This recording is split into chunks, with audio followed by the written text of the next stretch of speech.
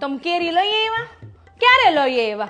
તી મને કહેવાય ને, આપણે બે વાત તો થઈ હતી ઓટલા પર બેઠા ત્યારે. મેં કીધું આ વખત આપણે બધા મેં કીધું હારે જ કેરી લાવીશું. મેં કીધું મણ હારે લાવે ને તો મેં થોડુંક સસ્તું પડે આપણે બધાઈને એમ. તમારી હોળીમાં તો હું ચકુડીને પપ્પાને રોજ જે હું કહું છું, મેં કીધું છે ને આપણે કેરી લાવવાની છે. મેં કીધું પણ બધાઈને હારે જ મેં કીધું લાવવાની છે. બોલો, હું બિચારા ચકુડીને પપ્પાને એમ કહું રેખાબેનની લાવવાની છે અને તમે એકલા ધોડીને લઈ આવ્યા. હવે જોવો તમે આવતા વર્ષે તો મારા છે ને તમારી વાત માનવાની થતી જ નથી. હું ગાંઠું તો મન કયો તમે. હા, હવે દાંત હું કાઢો છો? લાવો જોવા દો. કઈ કેરી લેવા? રાજાપુરી કેસર કેરી? ઠેક, હું ભાવ આવ્યો કયો તો ખરા? હા ને લઈ કેરી તો હારી છે. પાકલ કેરી તમે લાવ્યા છો? ઠેક, થોડી કમથી નીકળી હોય ને, પણ આ જરી કમ તો ચાંદો હોય ને તો એ ભાવ ઓછો કરી દે ખરા.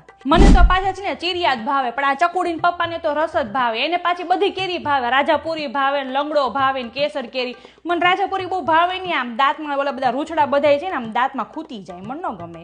તમે આમ ઓહો, તમે આમ જો તો ખરા, આમ બે મણનો આમ દાબો નાખી દીધો છે. પાછા ખાઈ જાજો નકર ચાંદા પડી જાહે. લાવ તો જરીક આમ ચાકુ આપો તો.